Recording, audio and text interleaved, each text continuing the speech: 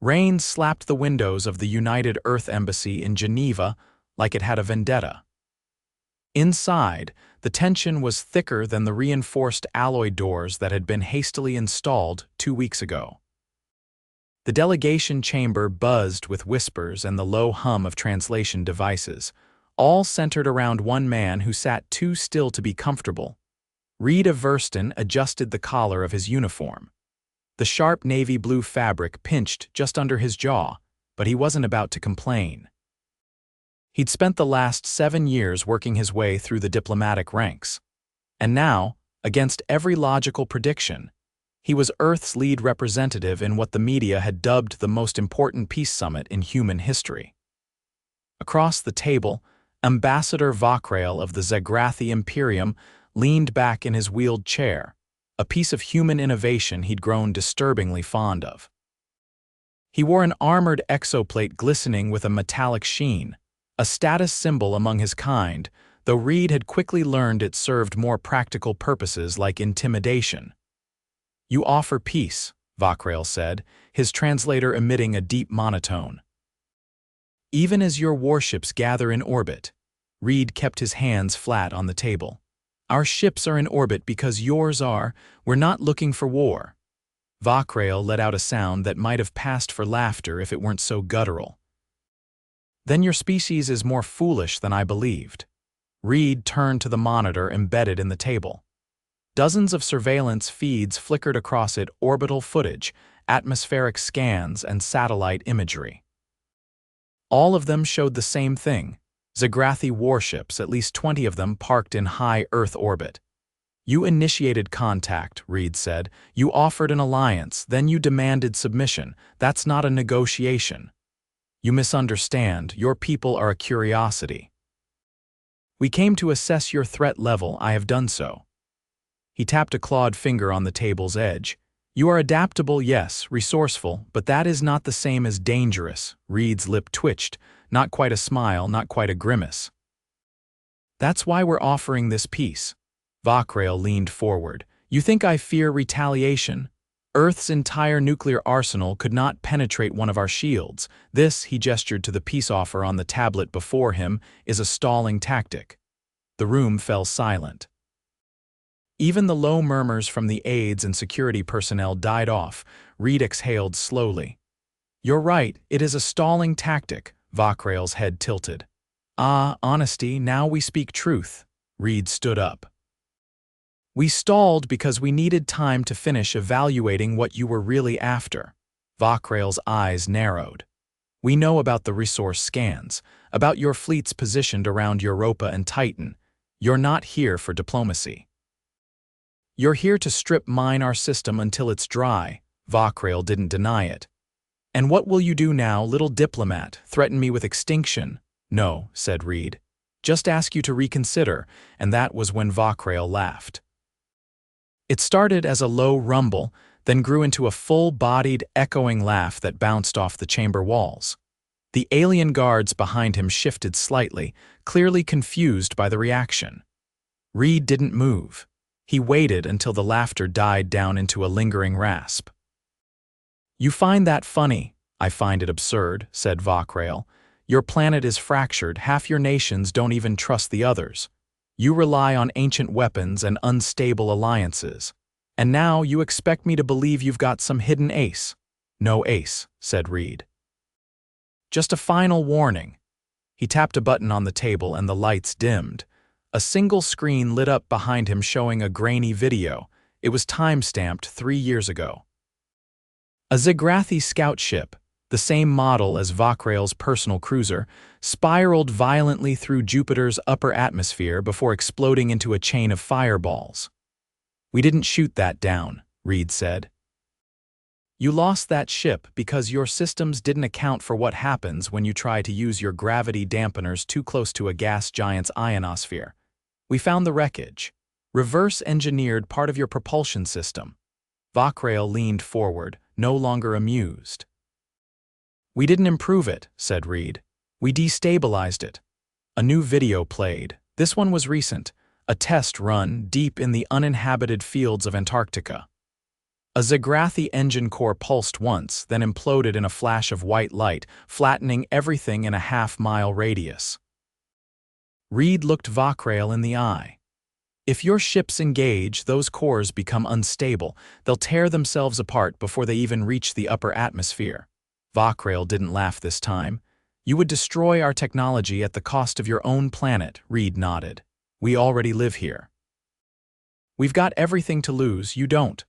Vakrail didn't respond. He stood, raised a hand to his aides and left the room. No words, no threats, just a silence that settled like dust on the chamber.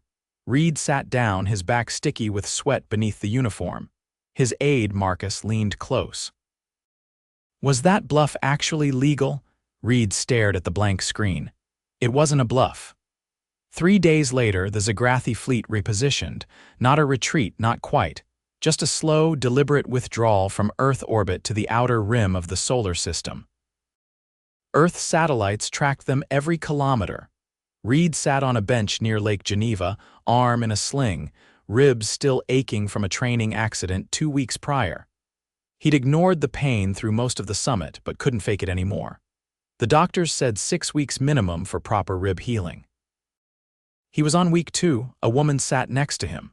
Tall, auburn hair pulled back into a tight braid, tactical boots, civilian jacket. She didn't say anything for a long moment. You really told him to reconsider, she said. Talia, Reid said, not turning. You're not cleared for diplomatic debriefs. She tossed a data chip on his lap. Consider this a personal check-in. We intercepted a Zegrathi transmission this morning. Vakrail's not going back to the Imperium Council. He's detouring to Zarnath 4. Why? Because he's going to lie. Say Earth's defenses are too sophisticated, that we've got weapons they can't counter. Reid chuckled, then winced. We don't. He doesn't know that. All he knows is that we're willing to let everything burn if he pushes us. He nodded slowly. That's what scared him most, not the tech. Not the threat, just that we didn't bluff. We usually do, she said. That's what made it work. A week later, Reid returned to the Geneva compound. His ribs were still sore, but he could walk without flinching. The world was quieter now. The media had spun the summit as a diplomatic success, which was political code for nothing exploded. Reid stood before the same table where Vakrail had laughed. The room was empty now, except for him and the faint hum of the air vents. He placed a small black case on the table and opened it. Inside, a single card, no electronics, just ink on synthetic paper. It read, "This was your only chance." He left it there, closed the case, and walked out. The Zegrathi did not retreat so much as they reorganized. Their flagship, the Vrexel Ascendant, remained parked just outside lunar orbit, cloaked in a magnetic veil that disrupted Earth's telescopic arrays for hours at a time. Not that it mattered. The ship was no longer the immediate concern its crew was. At 0500 Earth Coordinated Time, 2 Zegrathi dignitaries stepped through the reinforced archway of Earth's orbital embassy on the new Terran diplomatic platform. They did not speak. They did not scan. They simply walked past the human guards as if walls were optional and protocols were a quaint local tradition they had no patience for. Reid sat at a metal table with a cooling pack strapped tight to his ribs under his shirt. The chair was uncomfortable, but it didn't matter, he wasn't staying long. Talia paced behind him, arms crossed. She didn't like this meeting, hadn't approved it, and had spent most of the last hour muttering about how diplomacy was just a fancy word for letting vipers into the henhouse. The first Zegrathi entered without ceremony. He was taller than Vakrail, with a leaner frame and a crest of bioluminescent nodes stretching from brow to spine. The second one was shorter, broader, with limbs that moved with the slow calculation of someone who didn't need to hurry to be dangerous. Envoy Everston, the tall one said, his voice filtered through a more recent translation band. I am Caliph, first strategist of the Imperium's Peripheral Engagement Division. Division, Talia muttered.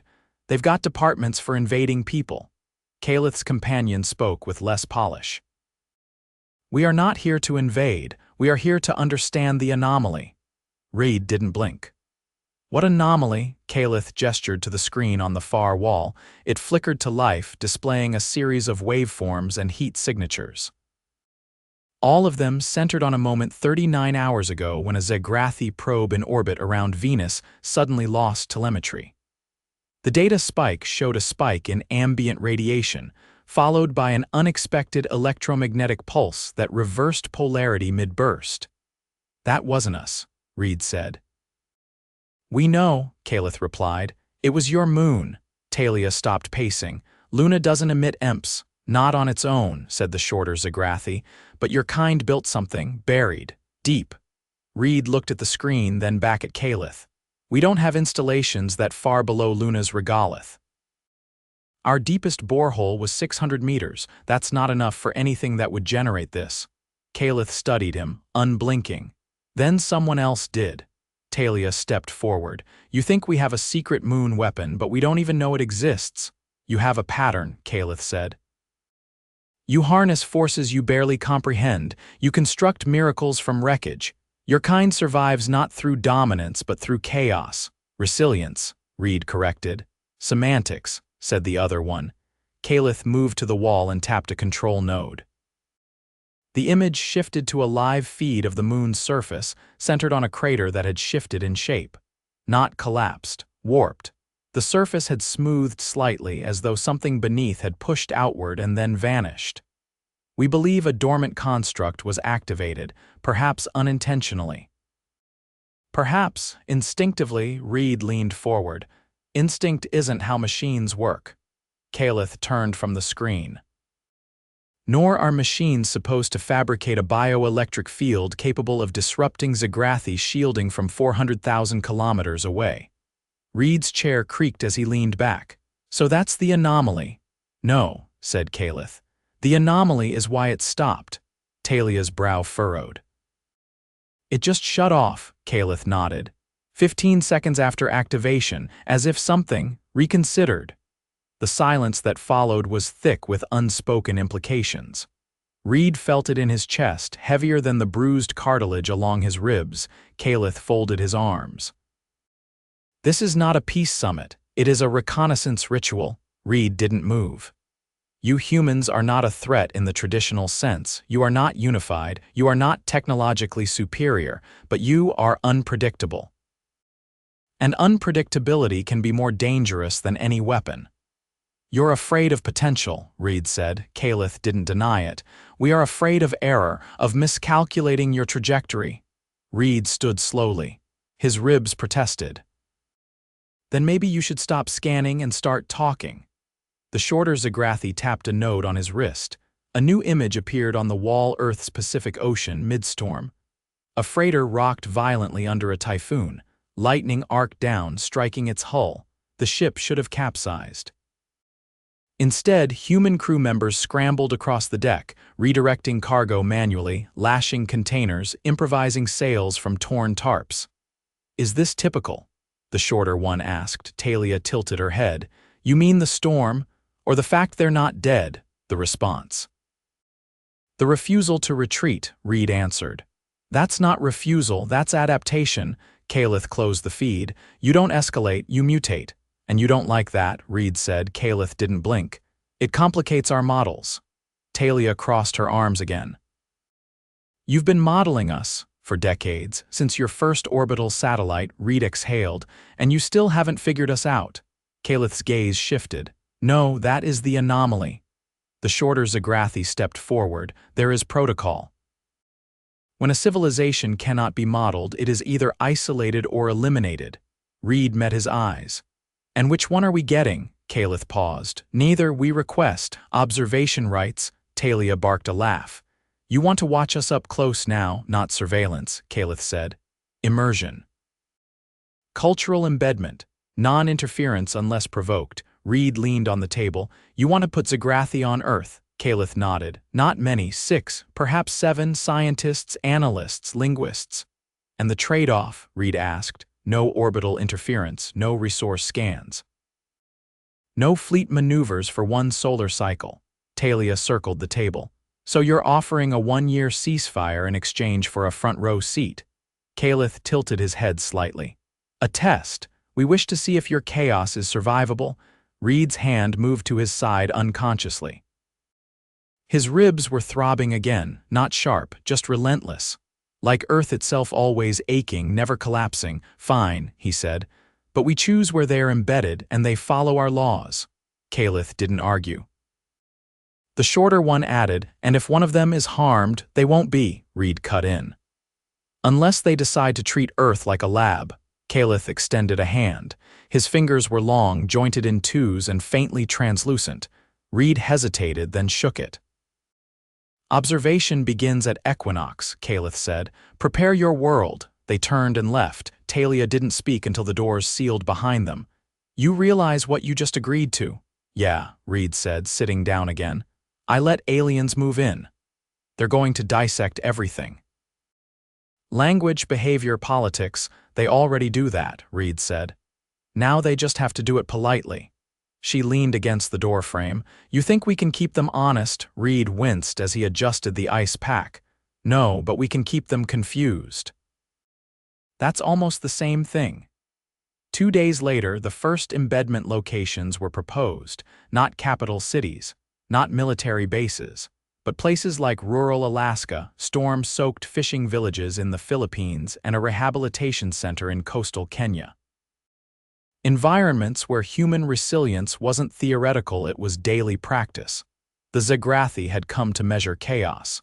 They would find it in abundance. And for the first time in known galactic history, the invasion began with a handshake and a housing assignment. The Zegrathi embedded themselves with the quiet efficiency of a species that had colonized over 100 systems without ever once asking permission. They did not arrive with ceremony. They arrived with containers. Long, matte gray cylinders that unfolded into modular habitats with self-regulating atmospheres and magnetic stabilization feet that left no footprint in the soil. Reid stood on a wind-scoured cliff outside Bering Hollow, Alaska, watching one such container unfold like a mechanical flower. It had taken 3 weeks to finalize the location after every urban site had been vetoed by the Zegrathi as too performative. They wanted raw humanity. They got a fishing town where the post office doubled as a bait shop and the only coffee was freeze-dried. Calith stepped onto the gravel, his posture more rigid than during their last meeting. His exoplate was muted now, no shimmer, no crest illumination, just a dull gray that matched the sky. You've downgraded your armor, Reid said. No longer necessary, said Calith. This settlement has no weapons. Reid gestured toward the village's only bar. That's a bold assumption. The wind pulled at Calith's cloak. We will not interfere, we only observe. You will, Reid said, whether you mean to or not. Calith said nothing. He turned toward the settlement, the other Zegrathi following him in staggered formation. None of them spoke. They simply walked into a town that had not asked for them, did not understand them, and would likely charge them for coffee anyway. Reid didn't follow. He stayed on the cliff, watching the last container seal itself off from the elements. It made no sound, just a soft click and then nothing.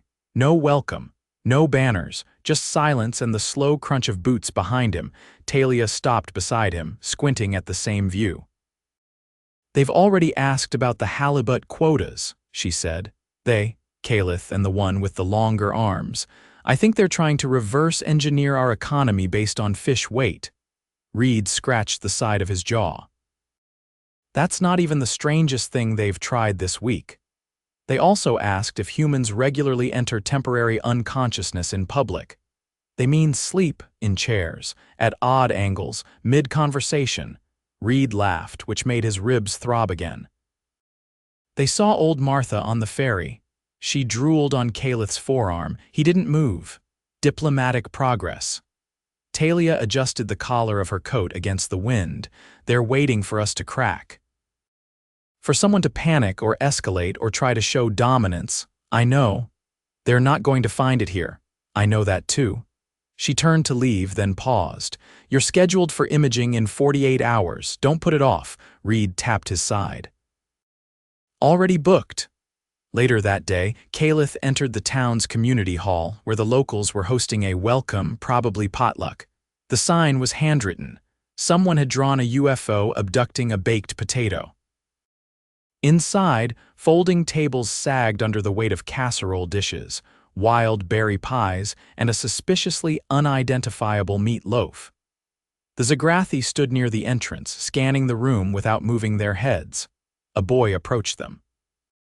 7, maybe 8 years old, with a missing front tooth and a chocolate smear across his cheek. "You're not people," he said. Caliph looked down. "We are not humans, that is true." "Do you eat?" "Yes." "You can't have that one," the boy said, pointing to a dish. "That's Karen's." "Karen bites." Caliph blinked once. "We will avoid Karen's food." The boy nodded solemnly and walked away. Caliph picked up a plastic fork, examined its shape, and then placed it back down.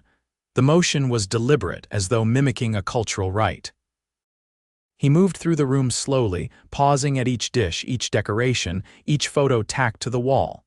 He stopped at a framed newspaper clipping. The headline read, "Local fisherman survives capsized boat, swims 5 hours through ice." Caliph turned to the man standing beside him.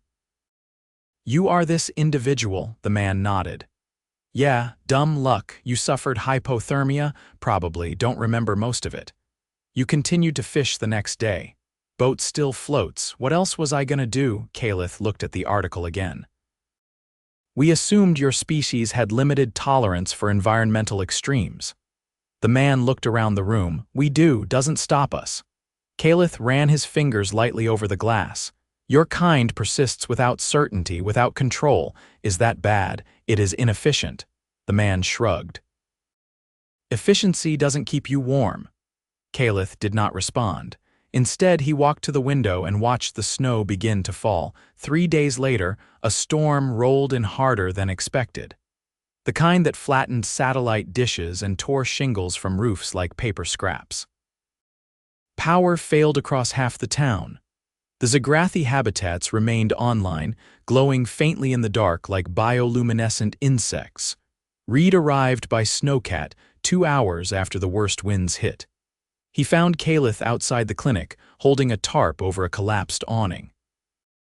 The cloak he once wore was gone, his exoplate was dusted with frost. "Why are you out here?" Reid asked. "The structural supports are compromised." "You're helping." "The occupants are infants." Reid watched him reposition the tarp with slow efficiency. "You didn't intervene during the typhoon in Jakarta. We were not embedded." "You're not supposed to be embedded here either, not like this." Caliph didn't look up. The structure required support. Inside, the pediatric wing had been evacuated to the Zegrathi container, which now resembled an improvised triage center. Medical staff moved between cots, while one Zegrathi administered oxygen to a preterm newborn with delicate precision. Reid stepped inside. "You're not trained in neonatal care." "I studied your manuals," the Zegrathi said. "They are disorganized. You're doing fine. The child is absorbing oxygen inefficiently. That's normal, it'll stabilize." The Zegrathi adjusted the flow by a fraction. "Your technology is imprecise." Reid glanced at the flickering overhead lights. "So are we." By morning, the storm had passed.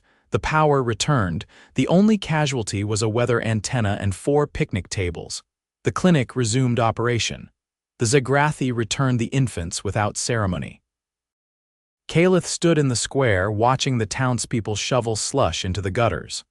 Reid joined him with 2 paper cups of coffee. He offered one. Caliph didn't take it. Still no caffeine tolerance? I attempted consumption. My circulatory channels accelerated uncomfortably. "You shook." I vibrated. "That's normal." Caliph folded his arms. "We underestimated your kind." Reid sipped his coffee. "That's been happening a lot lately." "You do not escalate because you do not fear loss." "You've already accepted it." Reid didn't answer. "That is not strength, it is surrender." "No," Reid said. "It's familiarity. We live with risk. You avoid it." Caliph looked toward the harbor where the fishing boats had already begun repairs. "We do not understand your resilience." "You don't have to, just don't mistake it for weakness." Caliph turned toward him. We will not pursue further evaluation. The Imperium will classify Earth as a region of anomalous stability within unmanaged chaos. That's a compliment. It is a warning. Reid handed him the second cup of coffee anyway. Caliph took it this time. He didn't drink. By the end of the week, the Zegrathi habitats folded themselves back into cylinders.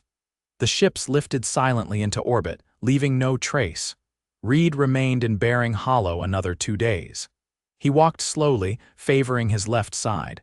The imaging had shown clean fractures, mostly healed. He'd follow up in 6 weeks, just to be safe. He mailed a single envelope to Geneva. Inside was a photocopy of the newspaper clipping Caliph had studied so intently. On the back, in blue ink, he'd written, "They didn't laugh this time."